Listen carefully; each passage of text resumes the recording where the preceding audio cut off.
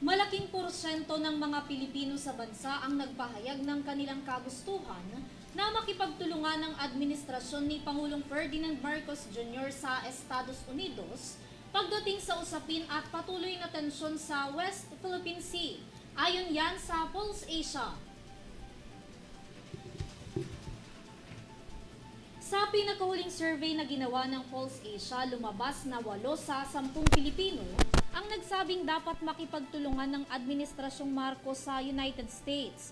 Katumbas yan ng 79% ng mga Pilipino. 43% ang nagsabi naman na dapat sa Australia. 42% naman ang sa bansang Japan habang 1 sa 10 Pilipino ang nagsabing makipagtulungan sa China. Batay din sa survey, 56% na mga Pilipino ang nagpahayag na dapat palakasin ng Pilipinas ang alyansa nito sa iba pang mga bansa na may kaparehong adhikain at pag-iisip sa pamamagitan ng joint patrol at military exercises.